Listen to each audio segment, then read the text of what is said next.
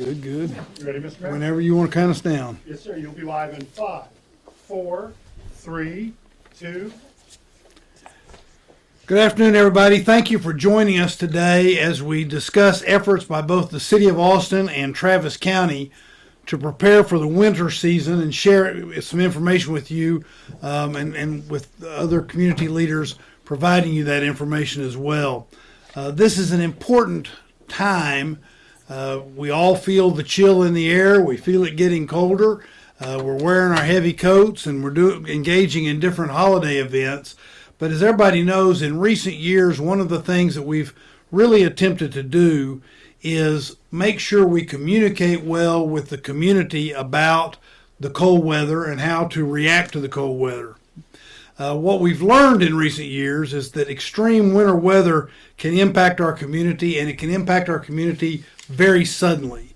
The purpose of this getting together is to let people know that we're working on things to make sure that your city and your county are both ready.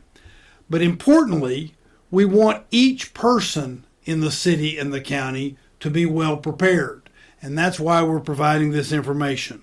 We want everyone to take steps right now, take the time to be ready for when extreme weather conditions hit us and storms hit Central Texas this winter. Being prepared looks different for everyone. Not everything is the same in every household or with every family or with every person. Your situation is unique to you, but we want everyone to prepare now. And I know I'm saying that over and over again, but it can't be said enough. We need everyone to be prepared so that you're ready when the time comes. As I said, the City of Austin is preparing for the winter.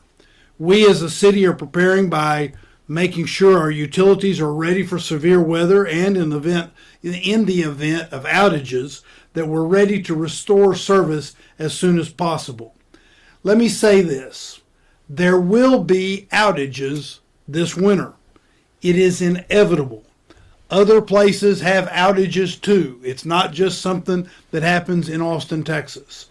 But there will be outages. We are preparing to make sure that there is few as is humanly possible, and when there are outages, we can restore power as fast as is humanly possible. Well, we're also preparing by providing warming centers and shelter for those who need it. For example, last night was the first night where we had the warming shelters open because it was the first night that it met the protocol for being so cold that we needed to do that. We're also preparing by delivering vital information to community members as quickly and as broadly as possible to help Austinites stay safe and informed. This has been a key hallmark of the last 3 years. We are working very hard to make sure that people know what's going on as fast as they can. And by the way, let me take just a minute on behalf of the judge and the others that are here to say thank you to the media that helps us with that. There's no way we could achieve our goal of trying to deliver this information without the media playing this important role. And we don't say thank you enough, so let me say thank you on that. And I'll talk a little bit more about staying informed in just a minute. We're also preparing by keeping roads as safe as possible and continuing to deliver critical city services that our community depends on, despite the challenges that the weather may bring. But as I've said, we also need everyone individually and as families, as friend groups, as neighbors to all be prepared. We've already seen temperatures drop near freezing a few times so far, and while the National Weather Service is forecasting a slightly above average winter, that doesn't mean winter storms won't still occur. Things can change very quickly, and we all know that. So we want to be ready when they change, so we don't have to try to prepare after they change. This is the other information that I wanted to say. And people that watch this routinely, including members of the news media that are here, they know that I say this over and over again at every press conference. And I want to say it again. We need people to prepare by signing up for emergency notifications. That is one of the best ways for us as government, as a city government and as a county government, to be able to communicate what the hazards are and to make sure that you're prepared. So, two things. We need you to sign up at WARN, that's with my Texas accent, it's WARN, W-A-R-N, W-A-R-N, centraltexas.org, warncentraltexas.org. You can also download the free Ready Central Texas app. You can download that on your phone, and that provides updates and news, emergency plan checklists, and more resources on how to prepare for the winter weather. So warncentraltexas.org and Ready Central Texas, that's the app that you can put on your phone. As we get into this cold winter weather, I'll say this, it will never be perfect. How we prepare and how we react will never be perfect. Either you individually, you as a family, you as neighbors, you as friend groups, the city, the county, it will never turn out to be a perfect result. Some things just aren't anticipated. We try to anticipate everything, but some things come fast, and they come in a way as hazards that you can't anticipate. But we are going to be prepared to react as rapidly as is human possible. So we have a lot of folks that are here today to share important information with you. What I'll do now is I'm going to turn it over to Travis County Judge Andy Brown. Thanks, Mayor. Thank you. Thanks, Mayor Watson. First, I want to just thank all the local government folks that respond to disasters whenever we experience severe weather here in Central Texas. Their prep work and their response helps us stay safe, warm, and moving before, during, and after any severe winter weather event. And I want to emphasize that, as the mayor said, we should expect probably at least one severe freeze, severe winter weather event this year. History has shown us that that typically happens here. So the more that we can do now to get prepared for that, the better. To help you sort of think through what to do to prepare for it, there are the 4 Ps that we say each year: people, pets, plants, and pipes. So think now, take a moment now when it's not below freezing outside to think of how you can prepare to protect those things: people, pets, plants, and pipes. Pick up supplies that you need, get some extra things that you need in your home in case we have a freeze for a little while. Make sure that you're getting prepared. Make sure that you have an emergency plan. Having a plan is crucial to staying healthy, ensuring the comfort of your family, and responding quickly in case we do have an emergency or other disruption. We've got several offices at the county that are helping not only with the work that the mayor and folks here are doing within the city limits, but we've also got 21 other cities across Travis County that we are working with to prepare for emergencies. We have road crews across the county, and remember that the temperature in downtown Austin can be different than the temperature in the outskirts of Travis County, and that can affect things like bus operations, school operations, things like that. So please keep that in mind when making plans. We've also working closely with the City of Austin in shelters as needed during disasters, with our Health and Human Services Department working with the city to make sure that we're getting people the needs that they have when they're in the shelters. So I want to thank again the public and the public servants for doing their parts to prepare. And I'm going to say a little bit in Spanish here, except I haven't figured out how to say the 4 Ps in Spanish, so that part is not going to translate too well. El público debe prepararse con anticipación para el clima invernal severo, enfocándose en las 4 Ps. Personas, mascotas, plantas y tuberías. Bueno, no son cosas con P, pero así puede recordar. Y prestando atención especial a las poblaciones más vulnerables. El condado de Travis coordinará con la ciudad y otras jurisdicciones para mantener las carreteras seguras, apoyar refugios y centros de calentamiento, y brindar servicios esenciales antes, durante y después de los eventos de clima invernal. And now, Jim, are you ready? Yes, sir. All right. Right here. Thank you, sir. Morning, everyone. My name is Jim Reddick, and I have the privilege of serving as Director of Austin Emergency Management. Our job in emergency management is to plan for all types of disasters, natural and man-made, and we do that by reviewing all the different standard or SOPs and plans from all the different departments, as well as our partner agencies, to establish a unity of effort. We are establishing one plan that reflects all the different efforts so we can have everyone working towards the same goals, which we communicate with you. So our mission is, as one city, one community, to have one plan that we're all going to use and communicate with each other. And so, like the judge said, we have our plan, our whole entire community plan. We need you to develop a plan that's focusing on your home, your family, your house of worship, your business. So we're all, again, working towards the same goals with the same realistic expectations, so we can get through anything that comes our way. I do want to piggyback on what the judge and the mayor said in terms of you're a part of this team, right? So it's public, private, not-for-profit, higher education, military, the faith community, and you, right? The homeowner, the neighbors in our community. And so we rely on you to take steps to be prepared by knowing what the plan says, by having a kit that you can grab at a moment's notice, because you never know when that disaster is going to strike. We're talking about winter weather, but that doesn't mean that wildfire season is over. So again, being prepared for anything that comes our way. We want to make sure that you know and look out for your neighbors. That in and of itself, that small act of getting to know your neighbors and checking on them during a disaster can literally save lives. There are so many examples of disasters throughout the nation where a neighbor helped someone who was in need and they got them out of that vulnerable area. And so we ask that you too get to know your neighbors and look out for them during disasters. And then finally, stay informed, right? So we give you the plans. We give you the information that you can use to be prepared.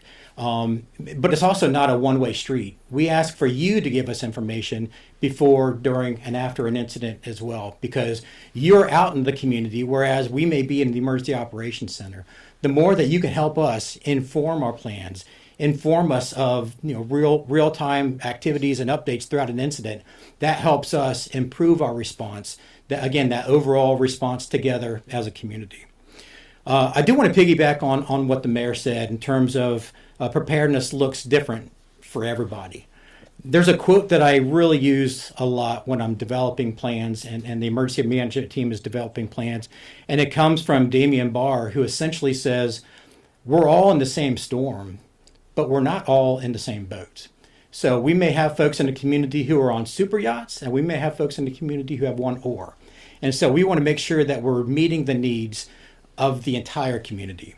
And so for those in our community who are resilient but in vulnerable circumstances, we do have that assistance that they need to get out of the cold. Whether it's a warming center, at a rec center, or at a library, those are open during business hours. And if you want the locations of those and the times of those, just go to austintexas.gov/alerts, and you'll be able to get that information. But also, if the temperatures reach a certain threshold, like we saw last night, then there will be cold weather shelters, right? And that's when the homeless office is able to bring in folks who again, need that assistance and get them in the warmth to really save lives. Because whether it's cold injury or fatalities, that's something that we want to prevent. And the homeless office does a really good job meeting that need during those cold weather temperatures. So with that, if there's ever a disaster or if there's ever an emergency, please continue to call 911. If you ever have any questions, you're free to call 311. And if there's any issues related to your rental property in terms of code violations and you need assistance having those addressed before these cold temps become a daily thing, call 311 as well.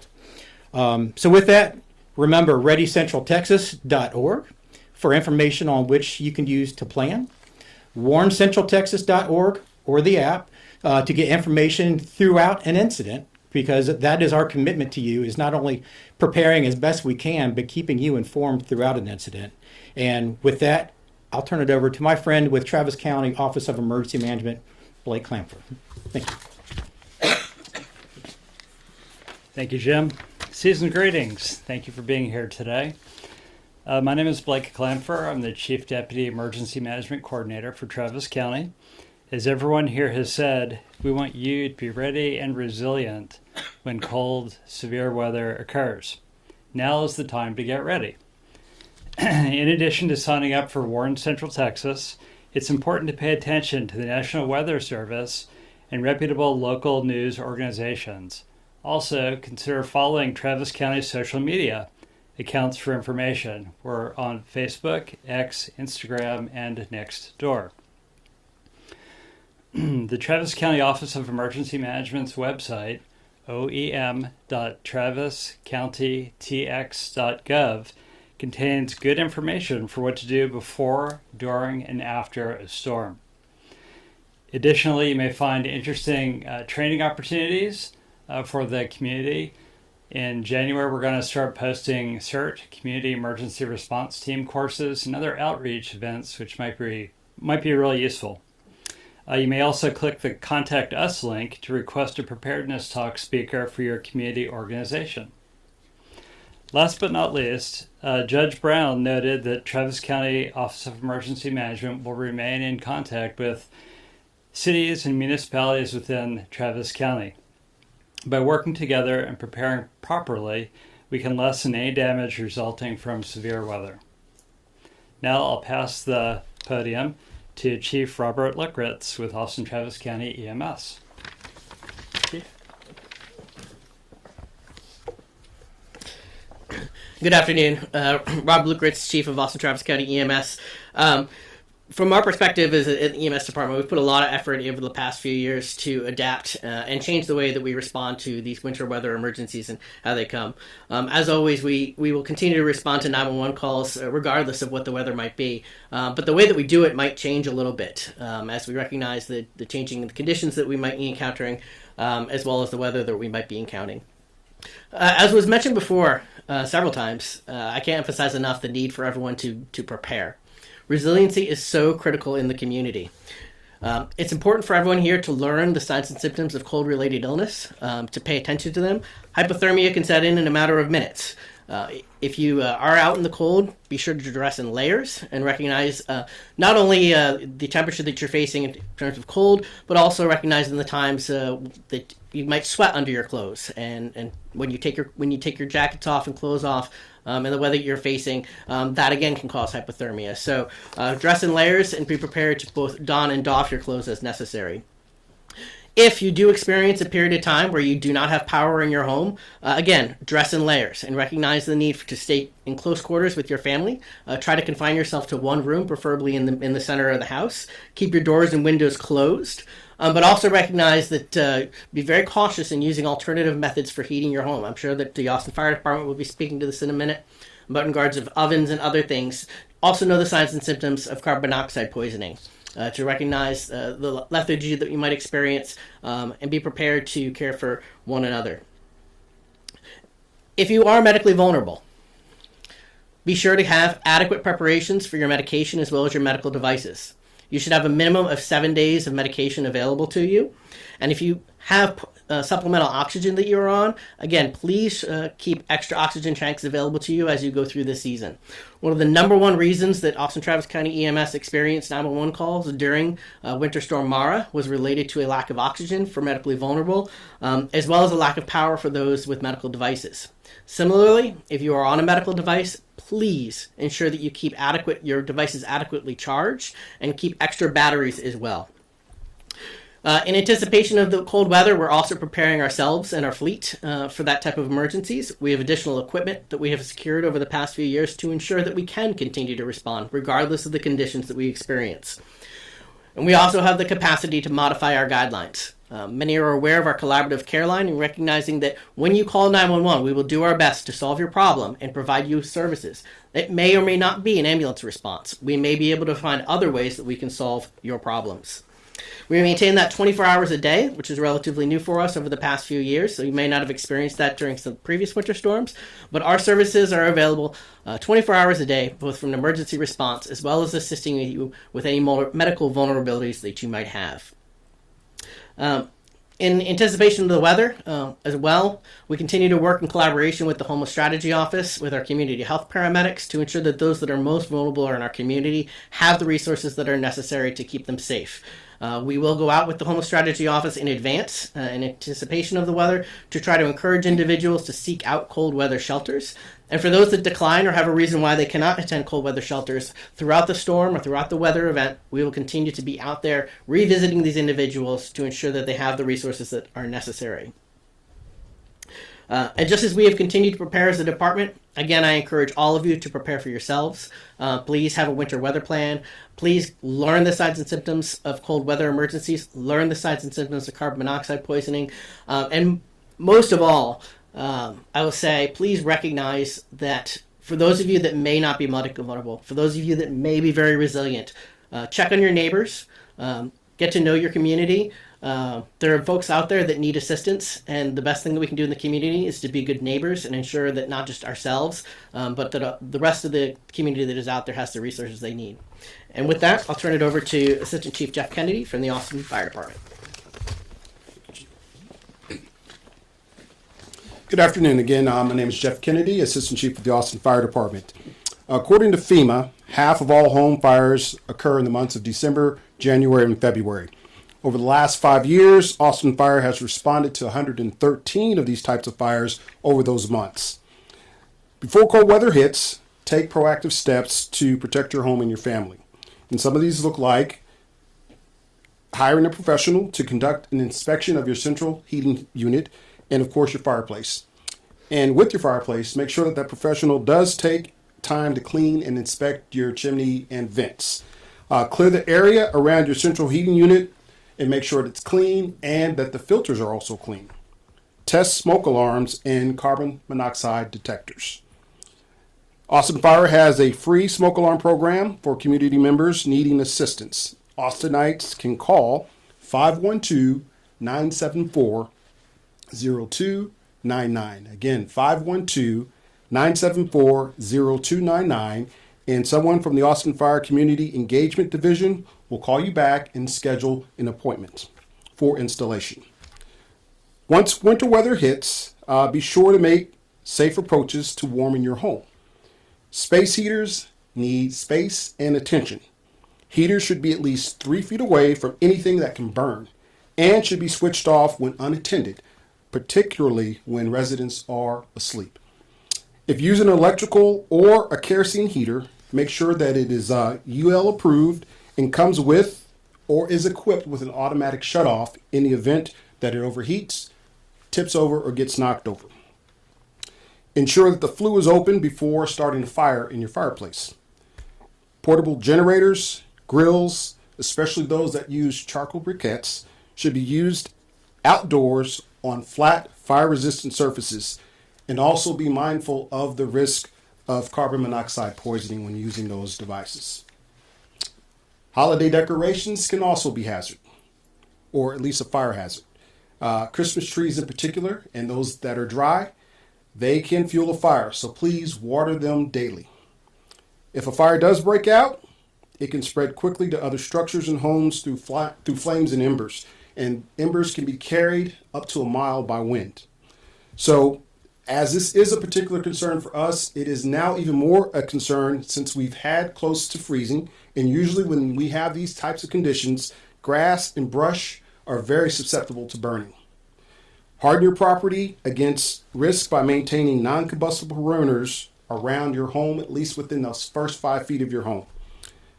You can do this by replacing mulch in the immediate perimeter with granite, other types of decorative rocks, and river rock. Remove flammable materials like patio cushions, propane tanks, and wooden or wicker furniture from at least 5 feet of your home. Clear your gutters and your roof of leaf litter and other debris that could easily catch fire. Austinites can also request a free structure ignition zone evaluation, also known as the size. And what happens here is an advisor will walk the exterior of your property with you and will provide you personalized guidance and additional steps on how you can protect your home from fire. We have long summers in Central Texas, but when winter comes, it often hits hard.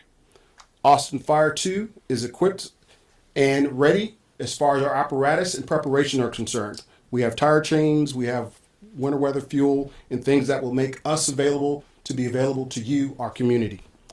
But we also encourage everyone to take steps to avoid putting yourselves in harm's way. And as always, please remain weather aware. And with that, I'll turn it back over to Mayor Watson. Thanks, Chief. As you can see, we have a number of people here from various departments in the city and the county to answer any specific questions you might have. We're also joined, I want to point out, by the city manager, T.C. Broadnax. So we'll now open it up for questions if anybody's got questions. Can you guys talk about the activation of the shelter last night and how many folks stayed there? Yeah, he's right there. I'll tell you that. Yeah. Okay, you got it. Good afternoon. Chris Anderson, the Deputy Director at Austin Homeless Strategies and Operations. Last night for our activation, we had 143 individuals that came to the embarkation center that were placed into cold weather shelter last night. We also had 2 families that came in as well and were also placed into hotels last night. How do you go about getting the message out, spreading the word on that? So every day during the cold weather, every day during the cold weather season, we assess whether or not we're going to make an activation in the days and the day of every morning. And so typically once we make a decision for activation, there is a coordinated messaging response that goes out in the morning starting around 9 a.m. to 10 a.m. And so that's where we are putting out press releases. That's where we're sending the text notifications to individuals that are part of the text notification system that some of the other leaders here were talking about as being important to enroll in, just to get the word out to as many individuals that would be using the services as well as providers in the community as well. And mention those that are living homeless that get receive text specifically. Right. So the people experiencing homelessness, we encourage all of those folks that to sign up for this text notification system, because it'll give them specific directions on how to get to embarkation, including bus routes, the time of the embarkation enrollment period so people can get into the shelters. And so we will be sending those out every day when there is an activation throughout our community. And then there's about 5,000 people, as I understand it, signed up for that specific notification. In addition to that, the Homeless Strategy and Operations Office is making some specific person-to-person contact at different encampments and places where known places where people might be living. And in addition, you've also heard about how there's direct contact by our public safety officials with folks, also letting them know about the best way to make contact and be able to be in one of the warming shelters. Yeah, the only thing I'll add to that, Mayor, is our internal outreach department will coordinate with external service providers, so the other outreach providers in the community, to let them know and pass on the message about how people could access cold weather shelter. Good job. Thank you. Thank you, sir. Other questions? Yes. What's the risk of actual winter weather coming up these next couple of weeks? Is it more, weather forecast issues, or are we worried more about wildfire potential? Well, we're always worried about wildfire potential, and we're particularly worried about wildfire potential, as has been pointed out, when you see the dew point dropping and it's drier. One of the things that happens with winter weather is you have periods of time where it's even drier. So just because it's cooler doesn't mean we are in a situation where it's necessarily less chance of a wildfire. It was just a couple of weeks ago, it feels like, we were holding a press event where we were again warning people about wildfire. In addition to that, we worry maybe more about it because, as has also been pointed out by the fire chief, you have a situation where in order to warm themselves, people are in situations where they utilize means to warm themselves that could result in there being fires. And I'll say two things about that. One is, please heed the warning that the chief gave you about making sure that your equipment works well. Make sure you're not moving things that seem like they would warm the house, but they actually, charcoal You don't want to bring a charcoal grill into the house. You don't want to bring portable generators into the house. You want those outside, away from the house, on flat surfaces, because they can also cause fires. The other thing I want to say about that is, we say this pretty much every time we have a wildfire meeting like this, and that is that embers can travel up to a mile, sometimes a little more than a mile. And what that means is that you may you may be in a situation where you don't know that you're at a wildfire risk, but you don't know you're putting others at a wildfire risk. But those embers can travel, and that will cause wildfire. Now, with regard to the winter weather, I'm going to let Jim come up and correct me if I say something wrong here. Do it nicely, though, if you don't do that. But most of what we're going to deal with in the next couple of weeks is, as you've indicated, and that is we need to watch what the National Weather Service is telling us is going to happen. But that's also why it's so very important that people sign up for notifications. We're going to all watch our newscasts and the weather that we see on the newscasts. We're going to pay attention that way. But if we can get in touch with people, because you have signed up at warncentraltexas.org and you have the app, it is the best way for us to be able to communicate immediate needs. You want to add anything? Absolutely. So everything that the mayor says is spot on, always. That was a good answer. Thank you, sir. So I can tell you, as an emergency manager, I don't necessarily pay attention to seasonal forecasts or El Nino or not La Nino. I'm just planning for that next incident, which could very well occur, even during a season where it's not forecasted to be much of a threat. So we're always planning for that next thing.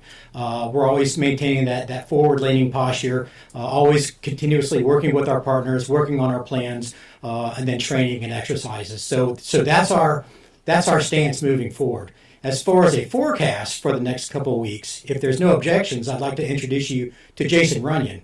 He's one of the gentlemen from the National Weather Service who works behind the scenes and gives us the information that we need, again, leading up to and during a weather event. So, Jason. Real good idea. Thank you, sir. Thank you, Jim. I'm Jason Runyon, the Warning Coordination Meteorologist for the National Weather Service Austin San Antonio Forecast Office. As the mayor alluded to and Jim alluded to, while our seasonal forecast calls for warmer than normal conditions and drier than normal conditions, we want to point out that we can always get high-impact winter storms even when we have a seasonal forecast like that. And we have seen that in our history where we've had conditions that are warmer than normal and drier than normal throughout the entire winter, but we've had winter storms, high-impact winter storms mixed in that. I also like to point citizens out to a preparedness site that we have called our Weather Ready Nation website. You can find more information on that at weather.gov/WRN for Weather Ready Nation. Some great tips. Some of these tips have been pointed out this afternoon, with respect to preparing for winter storms, preparing your vehicles for winter storms, your homes, as well as fire weather tips, flooding tips, severe weather season tips, and even hurricane tips. So I'd point all of our residents to that website. With respect to the forecast the next few weeks, we're actually going to trend a little bit warmer over the next 7 to 14 days. It's actually looking like a fairly warm Christmas here. But typically in this area of Texas, our high-impact winter storms usually occur in the months of January and February. So we want to pay attention to the weather forecast as we move in to the peak of our winter season. And as the mayor alluded to in his remarks, the weather can change very, very quickly here in this area of Texas. It's one of the most challenging hazards to forecast down in this area is winter weather, because a degree or two in the temperature can make all the difference between a cold rain and a big ice storm. So stay weather aware as we head into the peak of the winter season.